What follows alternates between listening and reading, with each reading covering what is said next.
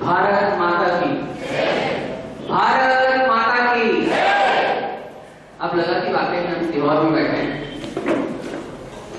और सीहोरियों को हम रिप्रेजेंट कर रहे हैं, सीहोरी कचौड़ियों की बातें कर रहे हैं, उस कचौड़ियों से ऊपर उठ के जॉब की बातें कर रहे हैं, उससे ऊपर उठ के हम देश की बातें कर रहे हैं। और आपके शहर यानी अपने प्रिय सीहोर को चलाने वाले सरकारी महकमे में अगर बात करें तो सबसे बड़े पद पर आसीन कलेक्टर महोदय डॉक्टर सुदाम खरे जी हमारे बीच हैं। आज के इस कार्यक्रम में मुख्य वक्ता के रूप में माननीय श्री गोस्वामी जी हमारे बीच हैं। इसके अलावा shine.com से हमारे बीच मिस्टर मोहित हैं, सफाई कोचिंग की तरफ से यादवें सर, दीपेश जी, मीनू मैडम, रानी मैडम, इस प्रकार का सारा ग्रुप है जो आज आपको गाइड करेगा। ध्यान दीजिएगा, कुछ लोगों को ये महसूस हो रहा होगा कि इसके प्रोग्राम के साथ सफाई कोचिंग भी जुड़ा हुआ है, इसका मतलब कहीं ना कहीं कुछ प्रोफेशनल मूड होगा। तो पहले क्लियर करूंगा कि आज के पूरे सेमिनार में कहीं भी प्रोफेशनल तरीके से बातें नहीं होंगी, ना ही होती हैं। हमारा यहाँ केवल एक ही उद्देश्य है कि आप लोग जो गवर्नमेंट जॉब के बारे में सोच रहे हैं कि हमें आगे जाके गवर्नमेंट जॉब में जाना है, किस तरीके से जा सकते हैं और क्या क्या उस तरीके में सुगमता होगी, केवल उसके बारे में हम यहाँ पर शॉर्ट में बताएंगे। और हम आज उन लोगों से बात करेंगे जो हर बार ये सोचते हैं कि हम किसी भी चीज के अगर लगातार प्रैक्टिस कर लेते हैं, मान के चलिए मेरा क्रिकेट में रुचि है, मैं क्रिकेट में अगर 10,000 घंटे अगर मैं दे देता हूँ तो मुझे समझ जाऊंगा कि हाँ मैं विराट कोहली बनने के लायक है। कुछ लोगों को सिंगिंग अच्छी लगती है, कुछ लोगों को डांसिंग अच्छी लगती है और वो उसमें अपना कैरियर चुनते हैं। वो तब चुनते जब वो उसमें वो फील्ड में एक महारत हासिल कर लेते, लगातार उसी चीज की प्रैक्टिस करते जाते हैं तो महारत हो जाती है। कुछ लोग ऐसे होते हैं जो पढ़ाई में महारत होते हैं। हर बार आज हमारे बीच काफी मैडम बैठी हुई हैं तो उनको भी चीज मालूम होगी, आप लोगों को मालूम होगी, जब हम लोग टॉप करने लगते हैं, हर साल हमारा रिजल्ट आ रहा है 90%, 95%, 97%, 85%, तो हम उसमें महारत हासिल कर चुके हैं। लेकिन कुछ दिन पहले हमने एक अवार्ड फंक्शन किया था, उसमें जिन्होंने भी 12th में 90+% लाए थे उन लोगों को हमने अवार्ड दिए थे। इसी प्रकार से भोपाल में मंच है, उससे जब हमने अवार्ड दिए थे तो काफी सारे बच्चे आए, हमने उनको सिलेक्ट किया, 422 बच्चों को अवार्ड दिए।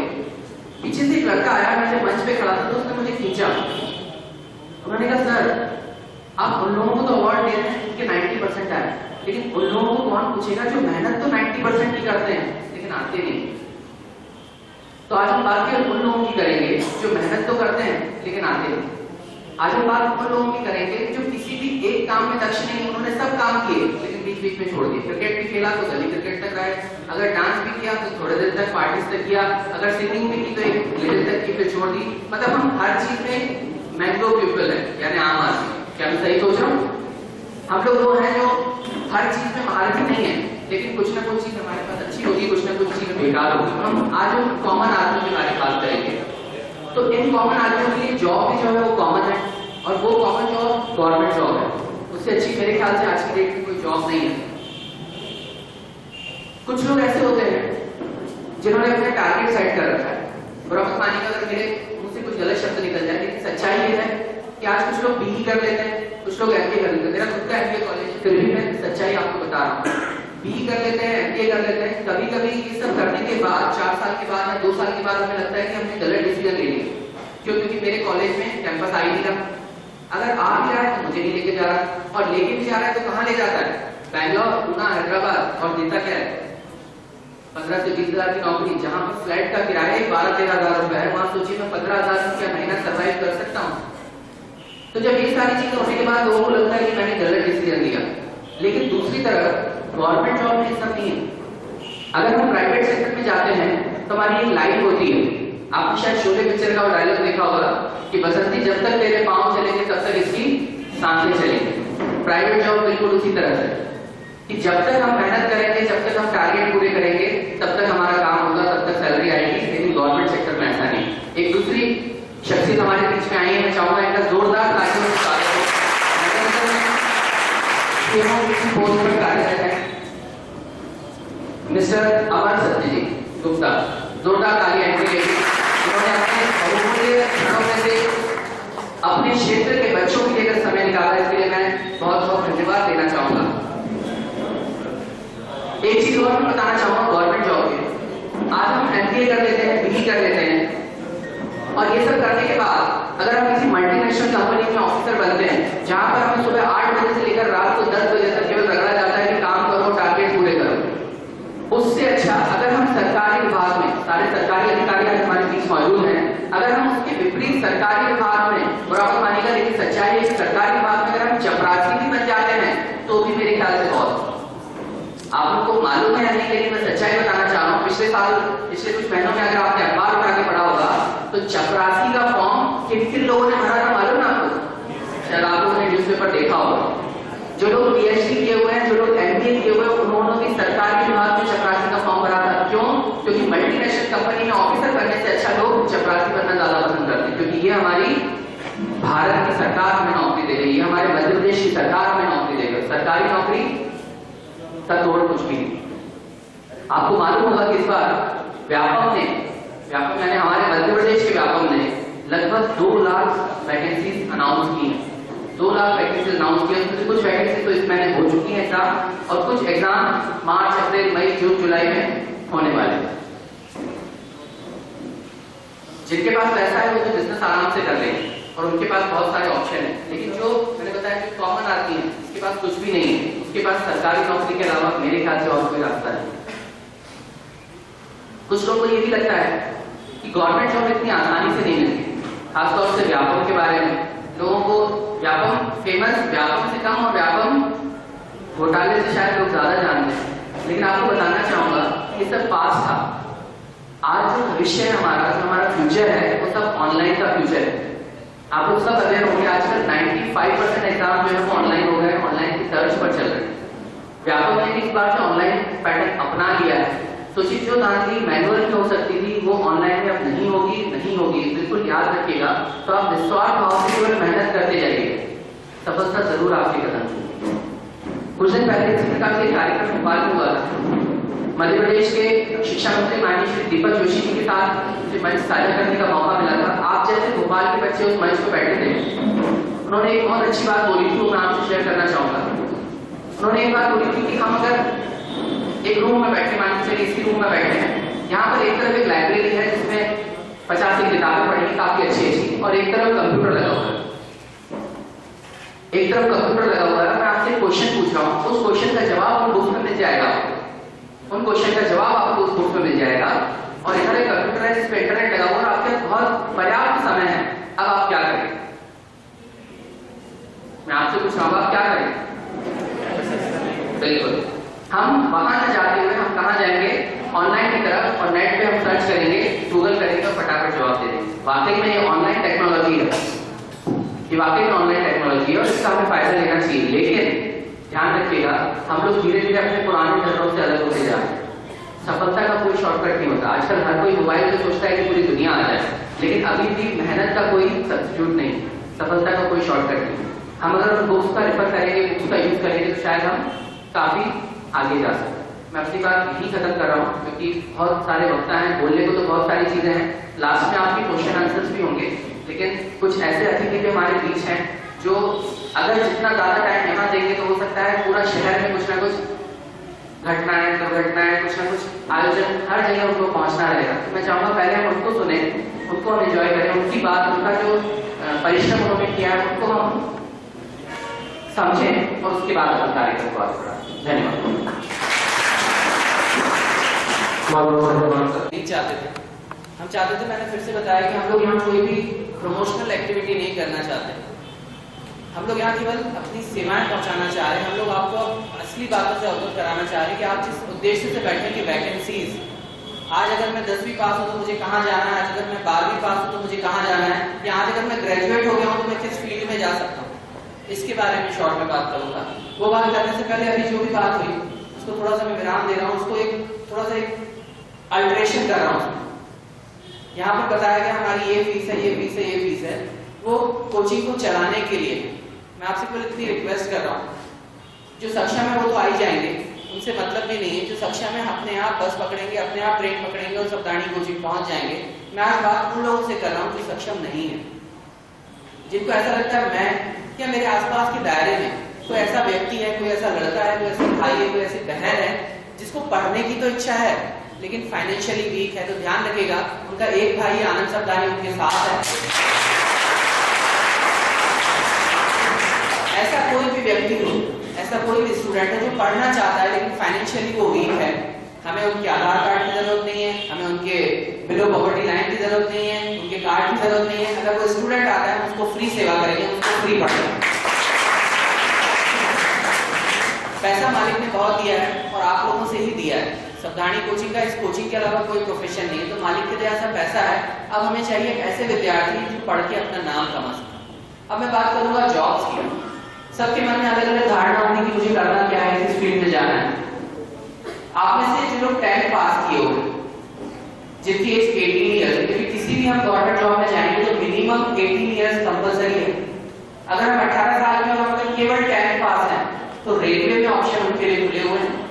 डाक विभाग आपने नाम सुना होगा, डाक विभाग में ऑप्शन खुले हुए हैं। डाक विभाग धीरे धीरे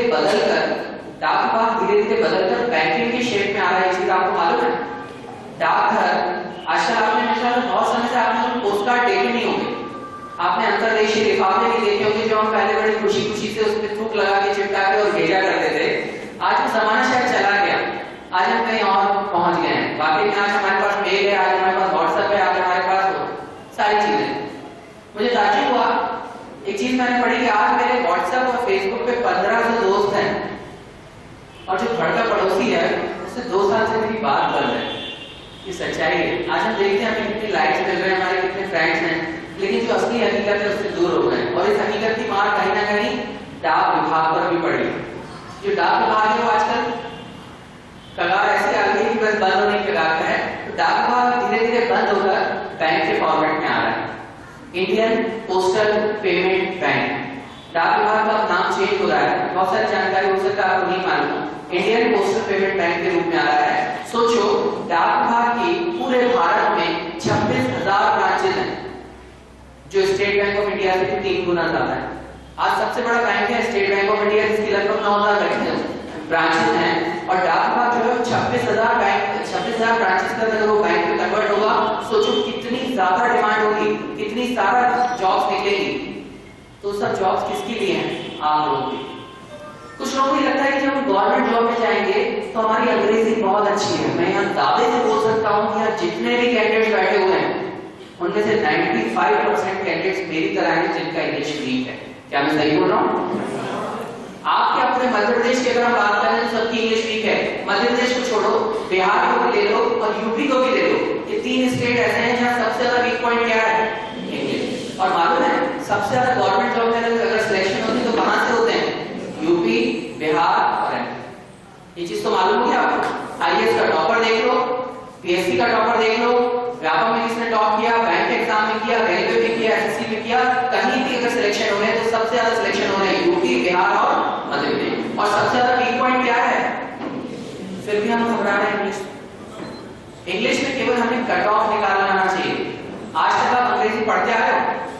जब भी हम पढ़ते हैं तो लास्ट में 2 एग्जाम होते हैं, हिंदी और इंग्लिश। हमेशा हम हिंदी का पेपर 3 घंटे में से भी 1.5 घंटा बचाकर बाहर आ जाते हैं। और किसी का पेपर हो, मैथ्स का पेपर हो, साइंस का पेपर हो, हम हमेशा 3 घंटे में मैम से मांगते रहते हैं, सप्ली की कॉपी दे दीजिए, थोड़ा सा और कर लेते हैं। क्या हिंदी के एग्जाम में ऐसा करते हैं? 1.5 घंटे में बाहर आ जाते हैं। क्यों आ जाते हैं? क्योंकि हमें हिंदी आती है। अगले दिन हमारा जब अंग्रेजी का पेपर होता है तो भी हम 1.5 घंटे में बाहर आ जाते हैं। क्यों आती है? काला अक्षर सर क्या लिखा हमें समझ भी नहीं आता, हम करें क्या? एक व्यक्ति से मैं उस समय वाकई में चेंज हो गया कि क्या बोल रहा है। एक व्यक्ति ने बोला कि सर मुझे तो इंग्लिश पढ़नी नहीं है। मैंने क्यों? क्या मेरा इंग्लिश से भरोसा ही उठ गया। क्यों? मैंने जब मुझे मालूम चला कि सोशियोलॉजी की स्पेलिंग एस और सी से ना होकर पी से चालू होती है, उस दिन वाकई में मेरा इंग्लिश से विश्वास हो गया। वाकई में मैं यहाँ पर आपको इंग्लिश से डरा नहीं रहा, मैं आपको चिंता नहीं करा रहा, मैं आपको चिंतन करा रहा हूँ कि इंग्लिश को हुआ मत मानिए। आप और हम एक जैसे हैं। जब मैं एग्जाम निकाल सकता हूँ तो आप क्यों नहीं निकाल सकते? इंग्लिश केवल हमें क्वालिफाई करना है, जैसे आज तक हम करते हैं 100 में से 33, 50 में से 17, बस यहाँ भी ऐसा ही है। और आप तो सोचिए हम 100 में से 33 की बात करते हैं, 50 में से 17। कॉम्पिटिटिव एग्जाम का अगर आप कट ऑफ देखेंगे इंटरनेट पे जाके, आप केवल टाइप करना गूगल पे cut off of last year, किसी भी एग्जाम को उठा लो, व्यापक को उठा लो, बैंक उठा लेना, रेलवे उठा लेना, एसएससी उठा लेना, कोई भी एग्जाम उठा लेना, आपको 50 में से कट ऑफ लिखेगा 9, 11, 13।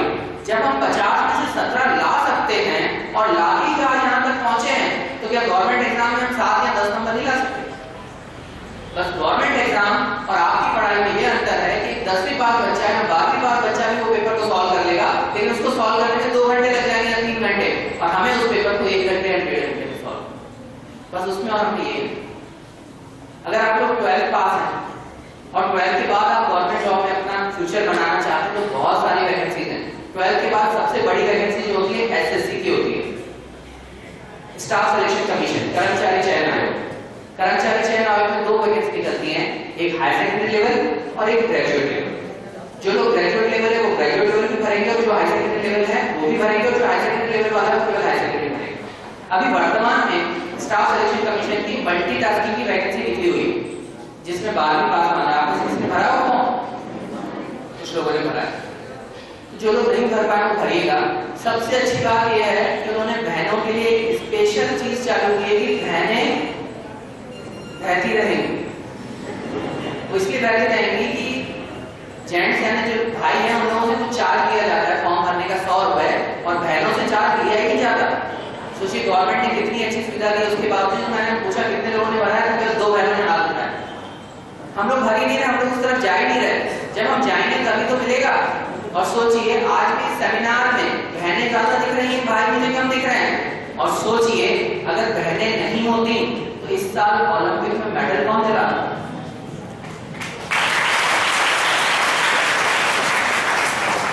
मैं भाई को अंडरस्टिमेट नहीं कर रहा, भाई तो हमेशा आगे हैं। भाई के पास बहुत सारे काम है, बाहर के भी अंदर के भी, उसके बाद भी पढ़ना है। हमेशा मैंने देखा कॉलेज स्कूलों में बहनें टॉप करती रहती है। मैं जब से पढ़ता हूँ हमेशा प्रताड़ित होता रहता है। मैं पूरी मेहनत करता था, लेकिन हमेशा एक लड़की थी, क्या नाम था भूल रहा हूँ, जुबेदा नाम थी, हमेशा वो फर्स्ट आती थी, मैं सेकंड, वो फर्स्ट मैं सेकंड। तो एक दिन मैं बड़ा परेशान हो गया, मैंने पापा से पूछा, मेरे पापा भी टीचर है, मैंने कहा पापा वो ऐसा ऐसा हो रहा है, तो कहीं ना कहीं तो मन में ऐसा भी होता है। आजकल तो आत्महत्या की भी घटनाएं चल रही है, हालांकि मेरे मन में तो ऐसा नहीं था, एक लड़की के कारण मैं आत्महत्या करूंगा। तो मैंने सोचा पापा ये क्या हो रहा है, मैं हमेशा मेहनत करता हूँ लेकिन वो चीज जाती है। तो पापा ने मुझे बताया कि बेटा लड़कों के पास बहुत सारे काम है, हमें चक्की जाके गेहूं भी पिसवाना है या फिर आटा पिसवाना है, हमें अपने दोस्त को जाके छोड़ के आना है, हमें किसी गर्ल्स कॉलेज के बाद खड़े भी रहना है, हमें सारी चीजें देखनी है। मम्मी के काम, पापा के काम, बहुत सारे काम। उसके बाद हम पढ़ रहे हैं तो अच्छी बात है, मुझे तो मालूम है। उसके बाद से तो मैं इतना खुश हुआ कि जब एग्जाम होते थे बस उसके 15 दिन पहले पढ़ता था, और जहां मैं 90 लाके भी सेकंड पे आता था, वहां मैं 60 और 65 लाया तब भी मैं सेकंड पे हूं। इसका मतलब वो अकेली थी जुबेदा, उसके बाद कोई भी नहीं। तो बहनें ऐसी हैं कि एकांत से पढ़ाई कर। अब मैं बात करता हूँ ग्रेजुएट लेवल। जब हम ग्रेजुएट हो जाते हैं तो सोचिए इंडिया में होने वाले वो सारे एग्जाम जिससे कोई ना कोई हमें गवर्नमेंट जॉब मिलती है, उसमें कम से कम ग्रेजुएशन मांगते। छोटे एग्जाम ले लो, बड़े एग्जाम, आप चपरासी का एग्जाम लो, क्लर्क का एग्जाम लो, ऑफिसर का एग्जाम लो, पीएससी का एग्जाम लो, व्यापक का एग्जाम लो, आईएएस ऑफिसर का एग्जाम लो, सब में क्वालिफिकेशन ग्रेजुएशन। अगर आप ग्रेजुएट हैं तो आप मेरे ख्याल से सारे एग्जाम कर सकते हैं। कुछ लोगों को क्या लगता है, हम बचपन में खेलते थे, बैठे बैठे क्या करना है कुछ काम शुरू करो। यहाँ पर मैंने देखा है कि हमारे समाज की एक भ्रांति है क्या, जब हम ग्रेजुएट हो जाते हैं तो फिर हम कहते हैं क्या करें आप, पीजीडीसीए कर लेते, डीसीए कर लेते। बराबर मानिएगा, आप बहुत सारे लोग कर रहे होंगे, कुछ लोग इंजीनियरिंग कर लेते हैं, कुछ लोग कहते हैं एमबीए कर लेते हैं, कुछ लोग कहते हैं एमए कर लेते हैं इंग्लिश में। उनको इंग्लिश आती भी नहीं है, 2 साल बाद जब एमए करके बाहर निकलते तो इंग्लिश नहीं सीखी, लेकिन एमए का नहीं किया है, ये हकीकत है। हो सकता है मेरी बात बुरी लगेगा, आप इससे पूछना जिसको इंग्लिश नहीं आती है वो बोलेगा कि मैंने एमए किया हुआ इंग्लिश में। डिग्रियों से जॉब नहीं लगती है, डिग्री जरूरी है, मैं भी मानता हूँ। जब तक आप ग्रेजुएट नहीं है तब तक आपको डिग्री चाहिए, लेकिन वही बात है कि बैठे बैठे क्या करें, चलो ये भी कर लेते, वो भी कर लेते। आप अपने आप से पूछ के देखिए, जिन्होंने बीई किया है, आप में से कोई है बीई होल्डर, कोई इंजीनियर है? नहीं। जिन्होंने बीई किया है बताएंगे, अगर होंगे भी तो भी छुपा के रखेंगे, और दूसरा बार बार उसको कह रहा उठा लो छुपा के रखेंगे। ये सच्चाई है। मेरा खुद का एमबीए कॉलेज है भोपाल में, नंबर 1 कॉलेज। अगर दूसरा ऐसा मानते हैं, हाइपर कॉलेज शायद आपने भी नाम सुना होगा, हाइपर एमबीए के लिए नंबर 1 कॉलेज है, इतना मुझे विश्वास है। वहां पर भी मैं बोलता हूँ कि जॉब नहीं है। 2 साल के बाद जब हम इंजीनियरिंग या एमबीए करके निकलते हैं तो प्राइवेट सेक्टर में जॉब मिलती है। वाकई में अगर गवर्नमेंट जॉब चाहिए तो आपको खुद मेहनत करनी पड़ेगी। कुछ लोगों को लगता है कि हमने गवर्नमेंट जॉब के लिए एक बार कोर्स कर लिया, एग्जाम दे दिया, फेल हो गया है फेल। अभी सोचिए, यहाँ एक बात है जो हर कोई करता है, practice makes the man perfect. ये बात सुनी आपने? सचिन तेंदुलकर विश्व का महानतम क्रिकेटर था, है। बहुत सारे लोग आए, धोनी जी आए, कोहली जी आए, बहुत सारे लोग, लेकिन आज भी हम सचिन तेंदुलकर को उतने ही आदर के साथ हो। इतनी ऊंची पोजीशन पर पहुंच कर भी सचिन तेंदुलकर हमेशा नेट प्रैक्टिस करते थे कि नहीं? जरूरत है कर नहीं है, फिर भी करते थे। क्यों? क्योंकि practice makes the man perfect. मैं ये नहीं बोल रहा सावधानी कोचिंग आओ वहां करो, अगर सीहोर में कोई अच्छा इंस्टीट्यूट है वो ज्वाइन करो। इंस्टीट्यूट नहीं है, अभी कलेक्टर साहब ने बोला हमारी लाइब्रेरी बनी, आप लाइब्रेरी में जाओ और एक ग्रुप बनाओ। मान के चलो यहाँ 5 भाई बैठे, पांचों मिलो, तैयारी करो। मैं दावे से बोल रहा हूँ, इन 5 में से एक का मैथ्स अच्छा होगा तो एक का रीजनिंग बेकार होगा, एक का रीजनिंग अच्छा होगा तो दूसरे का इंग्लिश बेकार होगा, तीसरे का जी अच्छा होगा। जिसका जो स्ट्रॉन्ग पॉइंट है वो दूसरे को सिखाओ और जिसका जो वीक पॉइंट है वो इंप्रूव करो। अपने आप आएगी। अब हम बात करते हैं इस साल जो वैकेंसीज आई, सबसे खतरनाक और सबसे बड़ी वैकेंसी है व्यापम की। व्यापम ने अपना नाम बदल दिया है, प्रोफेशनल एग्जामिनेशन बोर्ड कर दिया, लेकिन आज भी हम उसको व्यापम के ही नाम से जानते हैं। कहीं भी आप प्रोफेशनल एग्जामिनेशन बोर्ड बोलेंगे पीईटी लोग शायद पहचानेंगे नहीं, लेकिन आप व्यापम जैसे ही बोलेंगे पहचानेंगे। व्यापम में बल रक्षक की वैकेंसीज है, लगभग 9000 वैकेंसी। संविदा शिक्षक, अगर आप 12th पास है, कुछ लोगों को लगता है टीचर बनने के लिए हमें बीएड करना जरूरी है या एमएड करना जरूरी है। अब ये रूल इस साल से हमारे मुख्यमंत्री माननीय श्री शिवराज सिंह चौहान जी ने हटा दिया है। अब आप अगर 12th पास हैं तो भी टीचर बन सकते हैं। आप चाहो मैडम, अगर मैं आपके सामने ये सारी चीजें बोल रहा हूँ, मुझे टीचरों का नॉलेज अगर मैं दे रहा हूँ, मेरे हिसाब से मैं आपके सामने बहुत कम हूँ, लेकिन फिर भी 12th के बाद, ग्रेजुएशन के बाद, सिंपल ग्रेजुएशन यानी अगर आप बीए है, बीकॉम है, बीएससी है तो भी जा सकते हैं। सेना में भर्तियों के लिए बहुत सारी वैकेंसी निकली है। सेना की रैली है कुछ ही दिनों में भोपाल में होने वाली है, आप चाहे तो उसमें भी आए, उसकी डेट अभी थोड़ी देर में आपको कंफर्म कर देता हूँ। ये तो मैंने बात बताई व्यापक की, इसमें वन रक्षक भी आ जाता है, इसमें अकाउंटेंट भी आ जाते हैं, इसमें लेबर इंस्पेक्टर भी आ जाता है। ऐसे बहुत सारी वैकेंसीज हैं और वो सारी वैकेंसीज मिलाकर 2 लाख वैकेंसी। ये सब आपके लिए, ये सारी वैकेंसी की जानकारी के लिए कल का अगर आपको दैनिक भास्कर उठाएंगे, दैनिक भास्कर में जो पेज है, पेज नंबर 7 पे ये सारी वैकेंसी आपको ये सारी वैकेंसी कल पब्लिश होने वाली है। हम लोगों के पास पहले जानकारी आती है तो हम आपसे शेयर कर सकते हैं। इसके अलावा अगर आपका विचार है कि हम स्टेट गवर्नमेंट में नहीं सेंट्रल गवर्नमेंट में जाना चाहते हैं, मैं फिर से बता रहा हूँ, 2 तरह के राज्य होते हैं, 2 तरह का शासन चलता है। एक होता है स्टेट गवर्नमेंट और एक होता है सेंट्रल गवर्नमेंट। स्टेट गवर्नमेंट यानी शिवराज सिंह चौहान जी और सेंट्रल गवर्नमेंट यानी समझ गए बहनों और भाइयों, विकास चाहिए तो मेरे साथ आइए।